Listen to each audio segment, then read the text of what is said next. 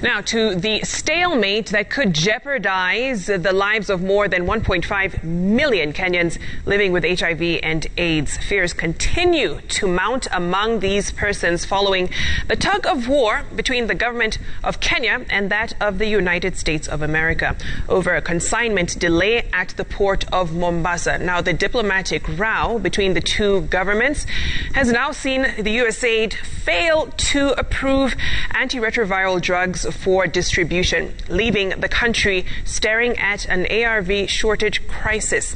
Raquel Moigai with that story. Just as the Ministry of Health agreed to pay 45.8 million shillings in taxes for the USAID healthcare donations following parliamentary approval of supplementary budget in a bid to unlock the stalemate and cause the clearance of a 1.2 billion worth of consignment held at the port of Mombasa since January, so did another issue crop up. The USAID, who had imported the consignment under the HIV/AIDS response through a private company, Chemonix Limited, only agreed to release laboratory materials for distribution and not ARVs medication for over 1.2 million patients who depend on the life-saving medicines. If this is a donation and you're asking us to pay taxes, then it's in order you give the donation to the government of Kenya to distribute to the people living with HIV. Pay taxes, but give back these drugs to this private company. So it's also brings up audit issues because you are paying taxes, then you have not seen the consignment, then you give the consignment back to them for them to distribute. Yet you have distribution channels within the country. According to letters in our possession, the challenges arising are due to the consignment being imported outside the existing framework between the ministry and USAID. That enabled the donations to be exempted from taxes by the National Treasury, as USAID imported the medical commodities using a private US company. According to various stakeholders in matters HIV and AIDS, there is more than meets the eye, as it is not the first time the donor has had issues with matters distribution of ARVs here in the country. It became a matter of concern when we noticed that we did not know how this particular consignment for October was coming. We realized that there was lack of transparency, communication. So by November, we had an alarm, and we began setting up meetings with USAID, requesting them to come and give us a transparent and honest communication around the situation of the drugs.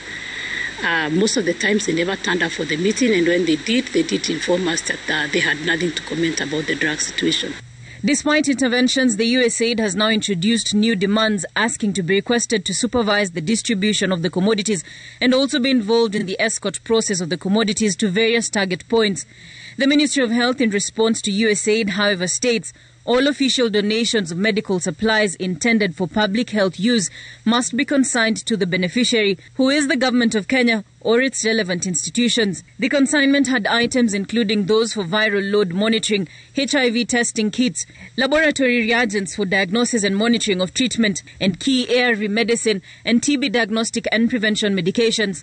Kwa hivyo kwa sasa tunasema ni kitu ngeni kwetu, lakini pia ni masomo. Wacha niseme na hii masomo ilianza tangu 2019. Mfadhili mmoja pia 2019 aliamuka asubuhi hivyo hivyo na akasema ile dawa tunaita cotrimoxazole hatutawapatia tena. We never know whether all this has been done as a way of paper bolting. They did it for Septrin. I call upon the Minister of Health and the government to set up immediately a sustainable finance fund for HIV. Just in case of any ARV shortage in the recent months, as the USAID donation was to sort the country for 5 months. And in the event that we have challenges going forward, we'll be able to distribute whatever we have proportionately to make sure that all our patients are adequately covered for this period. That means persons living with HIV and AIDS will only get their drug supply for a shorter period compared to when they received supply for almost 6 months at a go. Approximately 1.5 million Kenyans are living with HIV/AIDS, with women registering high number of infections compared to men. Homa Bay County being in the lead with 18.5 prevalence, followed by Kisumu with 17.3%, Siaya 16.2%, and Migori with 11.8%. Raquel Muigai, Citizen TV.